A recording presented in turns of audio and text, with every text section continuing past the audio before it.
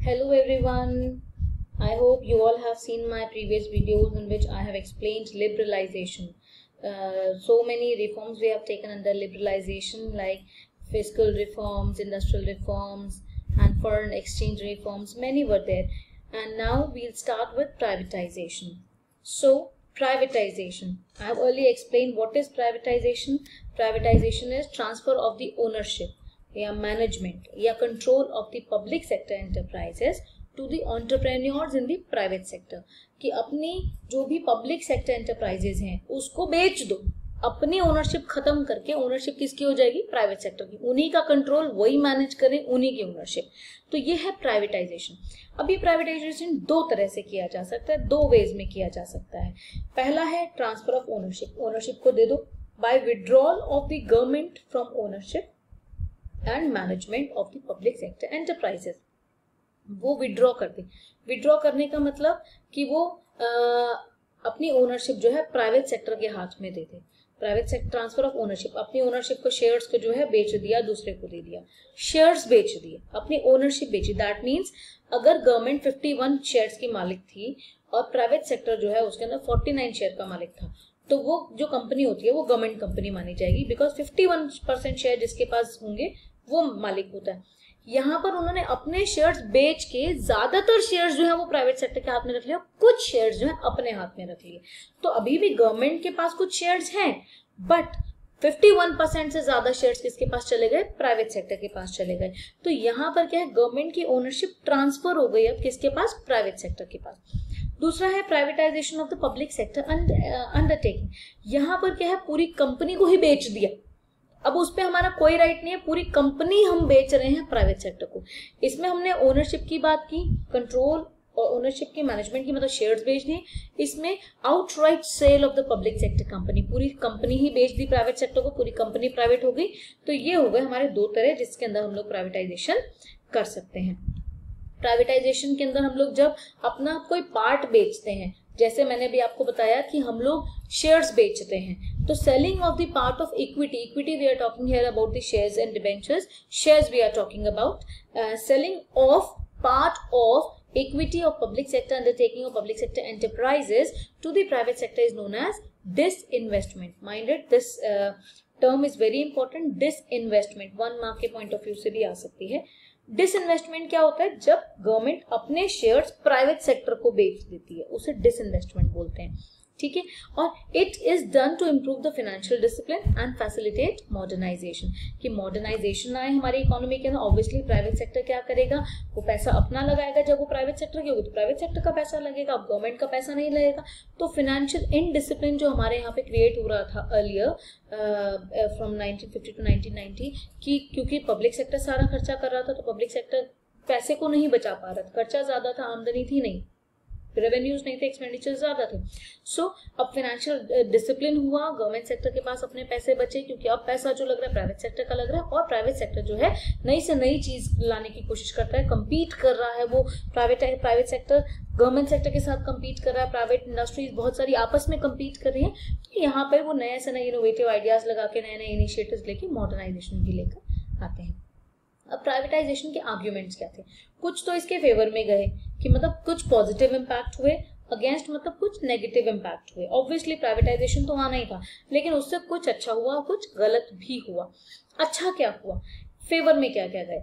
Improve the efficiency of management. अब management की efficiency improve हुई, क्योंकि जब गवर्नमेंट के हाथ में बहुत सारी चीजें हैं, तो कहाँ देखो, जब आपको हम 1000 काम दे देंगे तो आप 2 काम पे ध्यान दे पाओगे, बाकी पे नहीं दे पाओगे, है ना। लेकिन अगर आपको एक ही काम दे दिया कि आपने ही ये काम करना है, तो आप उस काम को बहुत अच्छी जिम्मेदारी से करोगे।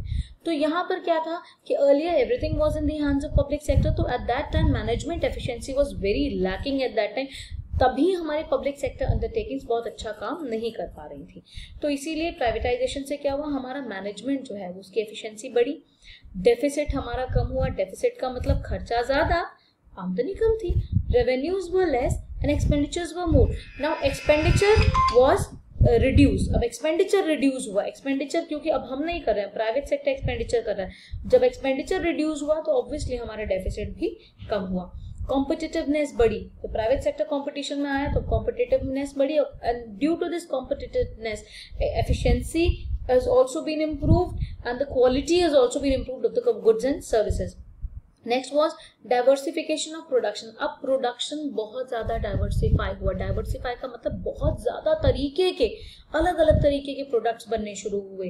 पहले कोई इनोवेटिव आइडियाज नहीं लगाता था, कुछ नया से नया करने की कोशिश नहीं करता था. अब प्रोडक्शन भी डाइवर्सिफाई हुआ, अलग अलग तरह का प्रोडक्शन होना भी शुरू हुआ.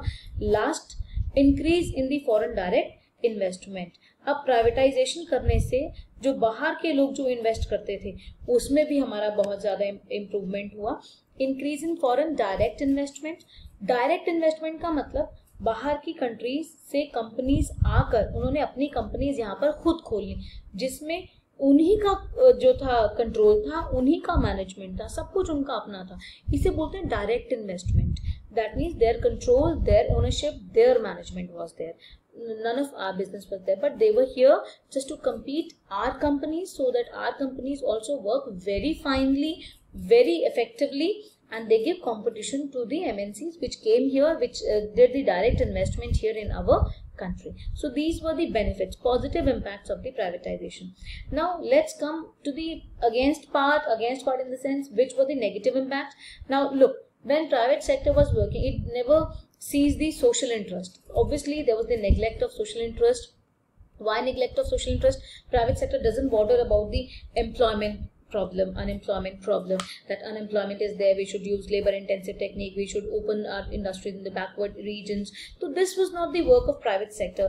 That's why there was neglect of social interest. Earlier it was in the public sector hands, in the hands of the public sector. So public sector took so many other problems also along with their own industries, like unemployment. They reduced the unemployment by using labor intensive technique, by opening the industries or by establishing industries in the backward areas. Now due to privatization, social interest was to completely neglected, and their goods was very highly priced. बहुत महंगे goods होते थे, बहुत महंगे goods वो लोग बेचते थे.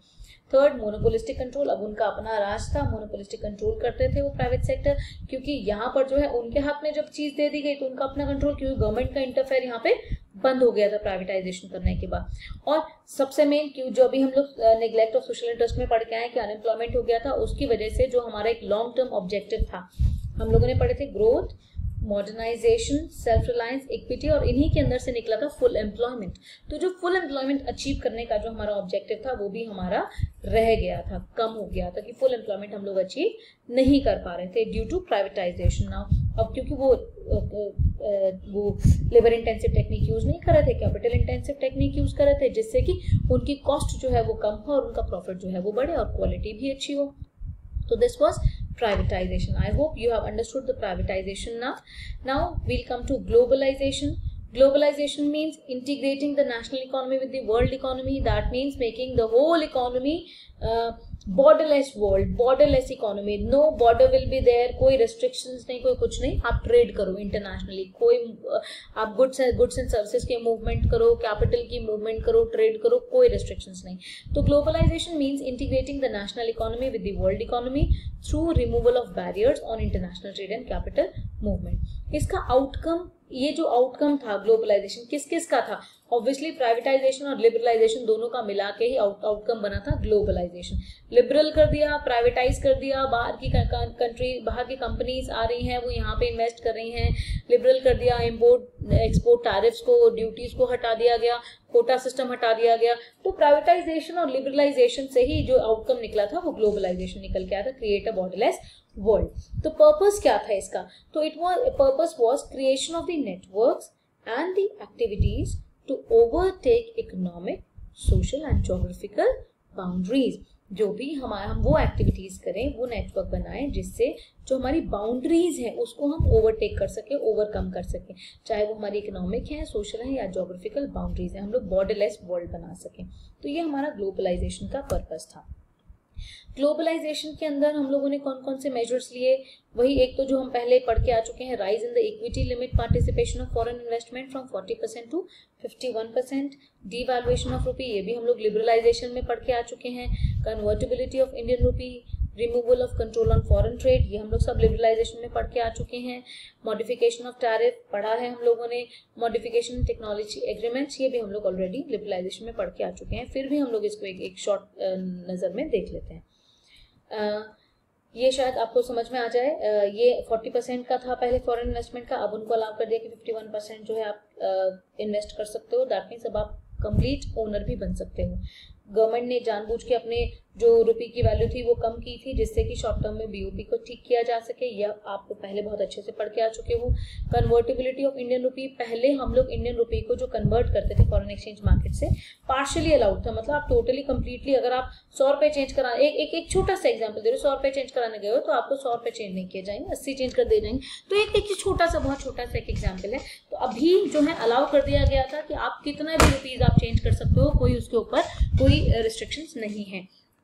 Removal of control on foreign trade, जो हम लोग इंपोर्ट और एक्सपोर्ट की बात करते हैं, कोटा सिस्टम लगा था, टैरिफ बैरियर्स लगे थे वो हटा दिए गए, कोटास हटा दिए गए, मॉडिफिकेशन ऑफ टैरिफ मॉडिफाई किए गए। कुछ चीज़ों से तो बिल्कुल हटा दिए गए, लेकिन उन चीज़ों पे लगाए जो हमारे सोशल स्टेटस के लिए थे, सोसाइटी को नुकसान पहुंचाते, उसके लिए टैरिफ लगाए गए थे। या फिर हम ये कह सकते हैं जो गुड्स हमारे यहाँ के डिमांड को फुलफिल नहीं कर पा रहे हैं, हमारे यहाँ भी लोगों की डिमांड फुलफिल नहीं हो पा रही है और आप उसे एक्सपोर्ट करें, तो उसके ऊपर टैरिफ लगाना, ड्यूटी लगाना बहुत ज़्यादा जरूरी था। और जो टेक्नोलॉजिकल एग्रीमेंट्स थे, मॉडिफिकेशन इन टेक्नोलॉजी एग्रीमेंट्स का मतलब जो पहले हम लोगों ने बिल्कुल बंद कर दिया था, जो इंपोर्ट सब्स्टिट्यूशन लेके आया था कि बाहर से हम लोग कुछ भी नहीं लेंगे, तो यहाँ पे भी हम लोगों ने थोड़ा सा चेंजेस किए कि टेक्नोलॉजी एग्रीमेंट, जो बाहर से हम एग्रीमेंट्स करते थे कि भाई यहाँ से हम इस तरह की टेक्नोलॉजी हमें यहाँ से चाहिए, इस तरह की टेक्नोलॉजी वहाँ से चाहिए, उसमें भी हम लोगों ने चेंजेस किए। कुछ टेक्नोलॉजीज हम लोगों ने यहाँ से बाहर भेजने की कोशिश की जो हमारे यहाँ थी, और कुछ जो टेक्नोलॉजीज की हमें नीड थी और इजीली बाहर से हमें अवेलेबल थी, वो हम लोगों ने बाहर से लेनी शुरू की। और ग्लोबलाइजेशन के भी फेवर और अगेंस्ट में बहुत सारी चीज़ें थी। जैसे कि फेवर की बात करें तो एडवांस टेक्नोलॉजी हमारे यहाँ आई थी। ग्लोबलाइजेशन होने से बॉर्डरलेस वर्ल्ड हुआ तो हम बाहर से अच्छी टेक्नोलॉजी यूज़ कर रहे थे। ग्लोबल मार्केट, बाहर की गुड्स एंड सर्विसेज के अंदर भी हमारा ग्रेटर एक्सेस थे। जो हमारे गुड्स एंड सर्विसेज हम उसे एक्सपोर्ट करते थे, तो इंटरनेशनल मार्केट में हमारे गुड्स बिकने लग गए थे, हमारे गुड्स की वैल्यू बढ़ने लग गई थी। और better future prospects for large industries of developing countries, जो डेवलपिंग कंट्रीज थी लाइक इंडिया, उनके लिए जो इंडस्ट्रीज थी उसके लिए बहुत अच्छा फ्यूचर था कि वो इंडस्ट्रीज अगर अच्छा काम करती हैं, अगर वो अच्छे प्रोडक्ट्स बनाती हैं और एक्सपोर्ट करती हैं, तो उनकी इंडस्ट्रीज का नाम पूरे वर्ल्ड में जाएगा और अच्छा कॉम्पिटिशन वो इंटरनेशनल मार्केट्स में दे सकेंगे।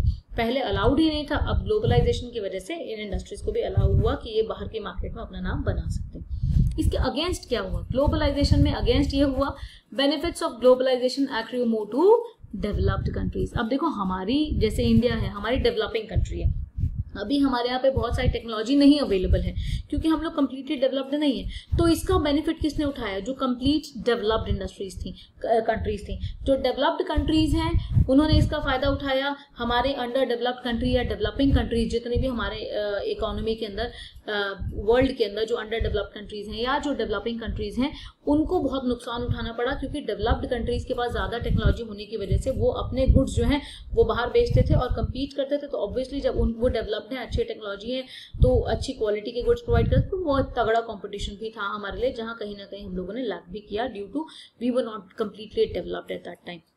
Globalisation comprises the welfare and identity of people belonging to poor countries. अब ग्लोबलाइजेशन में कंपटीशन आने की वजह से जो पुअर कंट्रीज जो थी उनकी आइडेंटिटी को बिल्कुल खत्म किया गया, उनको कोई नहीं पूछता था, वहां के लोगों की प्रॉब्लम्स कोई नहीं सुन रहा था क्योंकि कंपटीशन जब चल रहा है तो सब बड़े बड़े देश आपस में बात कर रहे हैं। पुअर कंट्री का कोई सामान बिक नहीं रहा है क्योंकि उनके पास फैसिलिटीज नहीं है, टेक्नोलॉजीज नहीं है, पुअर पीपल वहां और पुअर हुए जा रहे हैं। तो ये बहुत ज्यादा नुकसान हुआ था जब हम लोगों ने, क्योंकि उस कंट्री को तो खड़े होने का ही मौका नहीं मिला और ग्लोबलाइजेशन जब आ गया तो उसे कम्पीट करना पड़ रहा है। एक कमजोर इंसान कई ताकतवर इंसान के सामने कितनी देर तक टिका रहेगा? तो ये बहुत ज्यादा नुकसान हुआ था पुअर कंट्रीज का। And market driven globalisation increases the economic disparities among the nations and the people. Market driven globalisation, जो मार्केट के बेस पे कि हाँ उनके गुड्स बहुत ज्यादा बढ़िया है और हमारे नहीं है, तो इकोनॉमिक डिस्पैरिटी का मतलब बहुत ज्यादा कहीं पे बहुत अच्छा और कहीं पे बहुत कम, ये होने लग गया था लोगों के बीच में भी और नेशंस के बीच में भी। तो ये ग्लोबलाइजेशन का थोड़ा ड्रॉबैक भी रहा था। तो यहाँ हमारा ग्लोबलाइजेशन टॉपिक खत्म होता है। आई होप प्राइवेटाइजेशन और ग्लोबलाइजेशन आपको क्लियर हुआ है। अब इसको आप इस वीडियो को ढंग से देखें, बार बार देखें, समझें और अपने नोट्स बनाने की कोशिश करें। और अपनी नेक्स्ट वीडियो में मैं लेके आऊंगी outsourcing, world trade organisation and demonetisation और हमारा GST। So all the best, God bless you.